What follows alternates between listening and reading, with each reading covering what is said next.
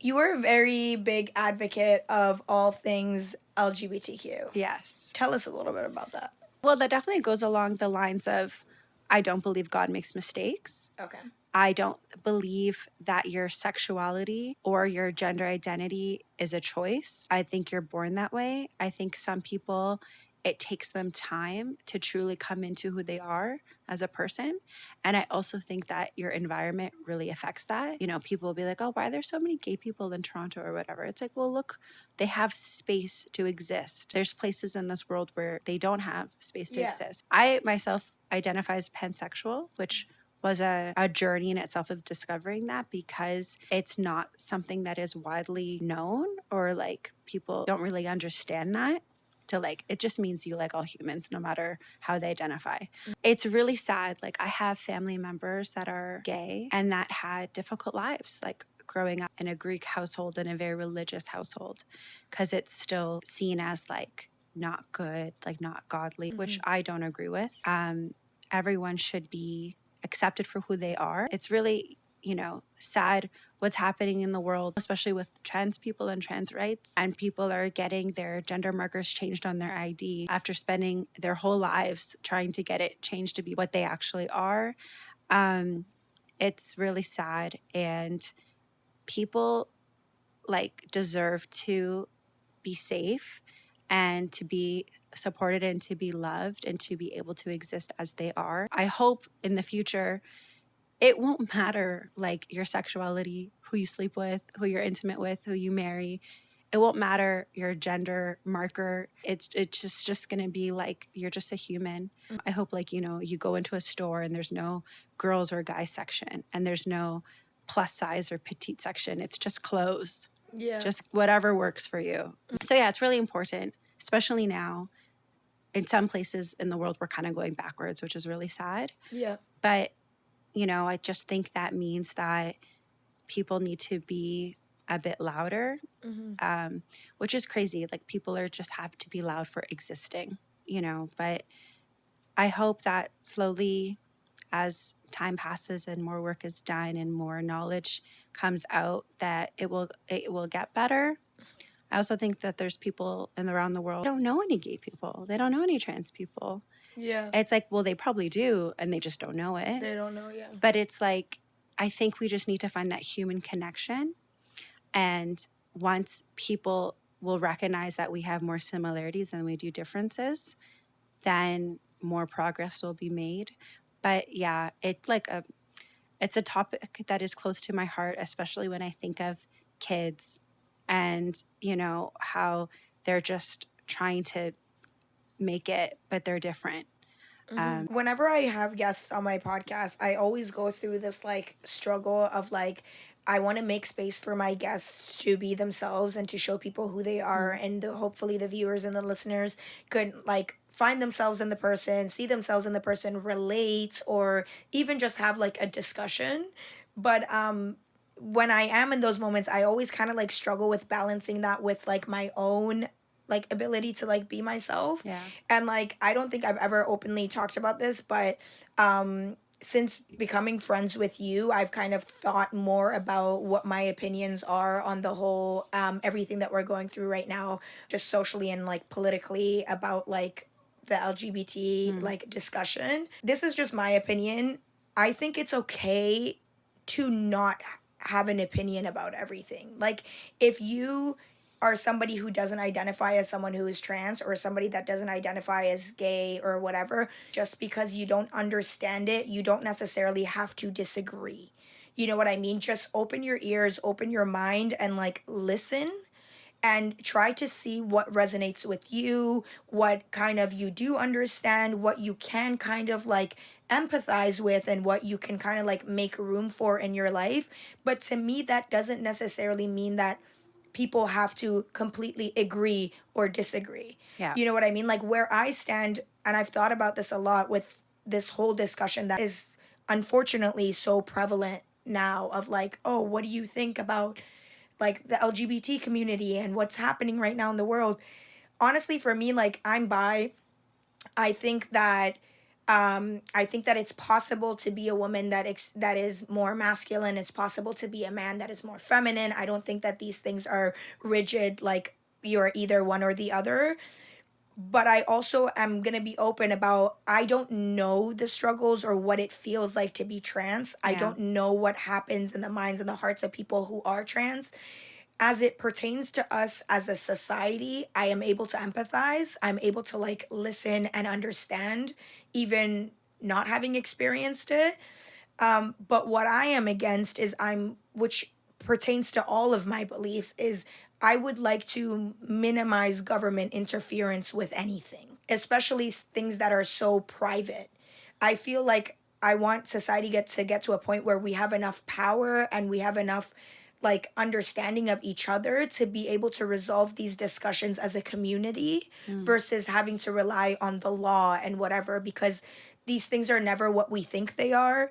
They're never for the benefit of the people. Everything is about politics, whether they're advancing the LGBT community and their message today or they're disagreeing with it tomorrow. I can guarantee it's not for a humanitarian reason. Right. Be a part of the community, just open your ears, open your mind, have a discussion, and come to an agreement together as a community, even if that agreement is to agree to disagree.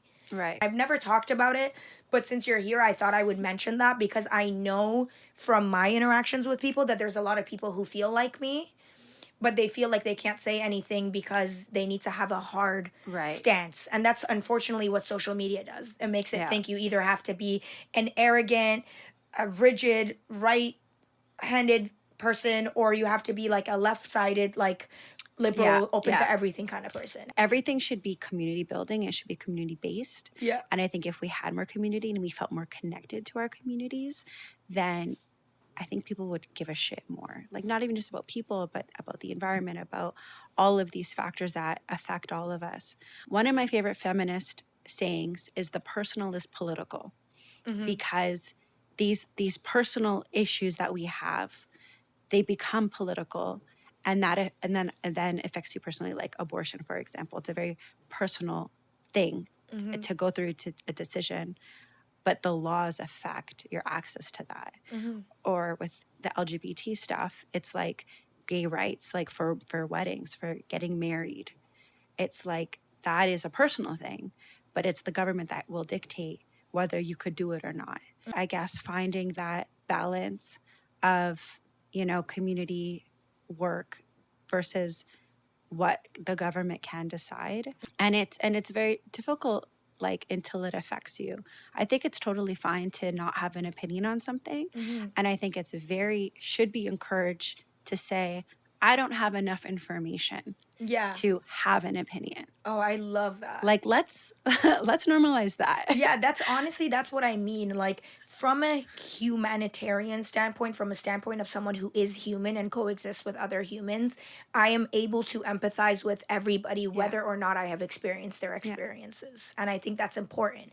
And when I say empathize, I don't mean agree. I mean empathize. I mean try to understand with an open mind and an open heart. Yeah. Everything we do is political in some sense, from what we wear to the things we consume to it's all political. It appears to me as though we go to the law first and then to the community, because depending on where the law lands on, then we're like, haha, see, I was right. And then that only lasts for so long before it sways another way, and then we go through it again and again, which is what we see time over time again. It can be crazy, like things can be blown up just to be inflammatory, like the trans women using the women's washroom or something like that. First of all, trans people have existed since the beginning of humans. If you look at any culture, ancient Greece or Hydras in India, or two-spirited people in native cultures, they have always existed. But for some reason, they're getting a lot of like press these days. So it's this, like, propaganda of like pedophilia, or like they can't be in the washroom because there's children's there. They have been using the washroom that they needed to use since the beginning of time, and it's only issue now. And also, it's not happening. There aren't, like, give me some cases of a trans woman violating a minor. It's predominantly way more than 90% cis white men doing those things. Yeah. So let's let them not go to washrooms ever. But it's like, that's just inflammatory. Because I practice law, I also see things from a somewhat different perspective. I don't know what people know and what they don't know. Yeah. Some things I just assume that is like common knowledge.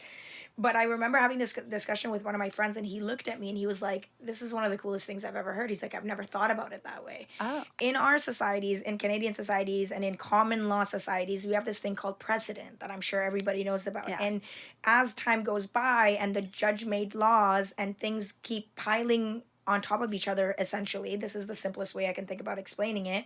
And over time, the message changes because they don't use the substance of what you're saying. It's like more so the process. So for example, that On the Basis of Sex movie, which I recommend everybody watch, was about a case that Justice Ginsburg did at the beginning of her career as a lawyer. And it was a case where she was actually defending her male client because he couldn't get caregiving benefits because Right. at the time they didn't recognize males Men. as being able to be That's right. caregivers. Yeah. That judgment ended up essentially through precedent piling up on top of each other, leading us to judgments like Roe v. Wade. You know what I mean? Because it was the framework was used as gender equality, like sexual equality, and that framework was kind of like built over time to manifest into what it was. So my concern with some of the laws that we have in place right now, if we are to regulate around transgender bodies, then that opens the door to regulating over people's bodies in general. Yeah. And what that means for women and what that means for children and what that means for people in general down the line. That's what concerns me. So it's not necessarily the idea of like social media makes it. Like make it cool again to just be somewhere in the middle. You don't always have to be on this side or that side. Like you can be somewhere in the middle and that's cool. Yeah. That's my only thing was like it stresses me out. Otherwise, I'm going to be honest. I know some things, don't know some things. I'm open to a lot of things.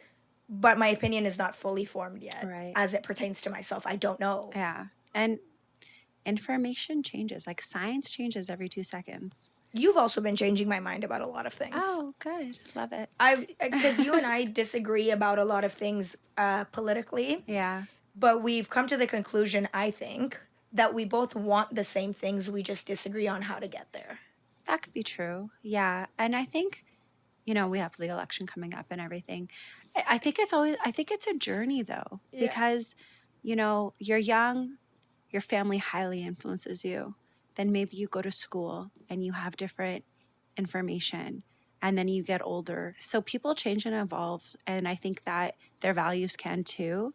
And also it can just be part of the process. I also think it's just important to people have the skills of critical thinking because we have so much media and news and stuff out there. If you're given information, you should be able to dissect it and be like, okay, where's this coming from? What is the motive? What's the bias? What are they trying to say? What are they trying to make me feel with this article or this whatever? So it can be tricky, but I like the idea of like, we're all in this together. We all want to have a good life. Yeah. We want to be happy and healthy and loved and supported and safe.